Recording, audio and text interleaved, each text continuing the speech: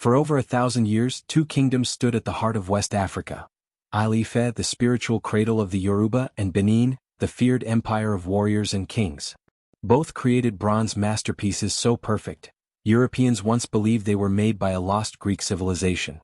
But what if I told you the real story behind these bronzes is filled with royal secrets, stolen knowledge, a prince who ruled two kingdoms, and a mystery historians still cannot agree on? Who truly invented West Africa's metal masterpiece tradition? Ile-Ife or Benin? This is the controversy that refuses to die. Before we dive into the main story, like and subscribe to our YouTube channel and click on the bell notification button for more interesting video like this. The art that confused the world. When Europeans first saw the Benin bronzes in 1897, they were stunned. How could Africans produce metalwork so refined that it rivaled the Renaissance?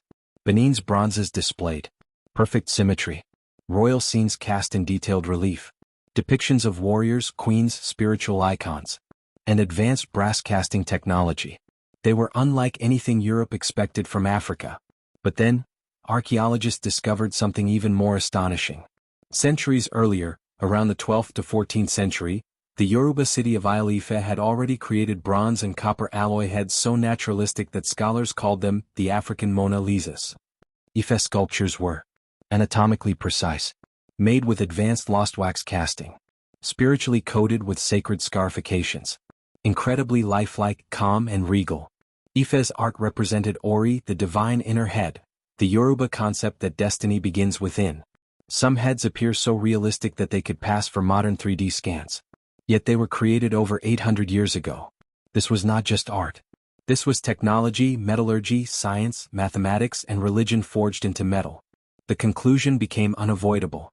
Ife possessed the earliest known advanced bronze casting tradition in West Africa.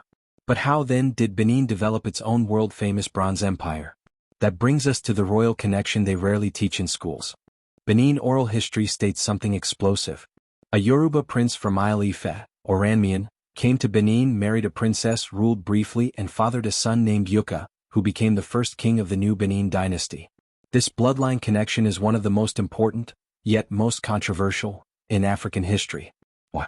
Because if Oranmian influenced Benin's monarchy, then Ife artisans may have influenced Benin's earliest bronze casters. It suggests a shared artistic ancestry, a cross-pollination of ideas, religion, and metalworking. But Benin did not simply imitate. Benin transformed. Between the 15th and 19th centuries, Benin rose into a superpower. The Obas used bronze not just as art, but as propaganda, spiritual authority, and historical record. Benin created core plaques, large metal panels that recorded battles, ceremonies, and royal events. Bronze royal heads, placed on ancestral altars to honor past kings. Leopards, queens, warriors, battles, symbolizing royal strength and the divine right to rule. Artistic relationships with the Portuguese, depicting early European contact. Benin did not aim for Ife-style naturalism. Benin aimed for scale, symbolism, and storytelling. The kingdom built an entire artistic empire out of bronze, something no other African civilization achieved at this scale.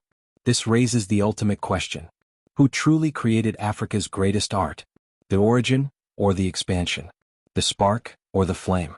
Ife, the birthplace, home of the oldest naturalistic bronze masterpieces in West Africa. Benin, the transformer, the kingdom that turned bronze casting into a grand imperial tradition, making the art form world famous. So the truth isn't Ife versus Benin. The truth is, Ife invented the masterpiece. Benin turned the masterpiece into an empire. But some historians still argue. Some Edo traditionalists claim bronze casting began independently in Benin.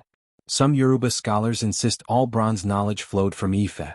The debate continues, fiery, emotional, cultural, and political. But what if I told you this entire story may not be complete? Deep in the forests of West Africa, archaeologists have found bronze fragments, old furnaces, and abandoned shrines that seem older than both Ife and Benin. Some evidence hints at a mysterious, forgotten civilization that mastered metal long before either kingdom rose to power. Deep down the hidden in the forests between Oyo, Ekiti, and Ondo are scattered archaeological remains. Broken bronze pieces, lost wax molds, furnace sites, early copper alloy fragments, sacred shrines that predate organized Yoruba kingdoms. Some sites show signs of metalworking that are older than the earliest Ife artifacts, suggesting that before Ife rose as a spiritual capital, smaller Proto-Yoruba communities were already experimenting with metallurgy.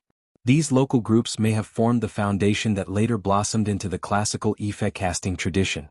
This is the part historians rarely speak about, because it challenges the idea of a single origin. Instead, West African metallurgy appears to be a network of connected cultures, each building on the discoveries of others. Want more stories like this? Hit like and subscribe so you don't miss any of our story, because this is just getting started.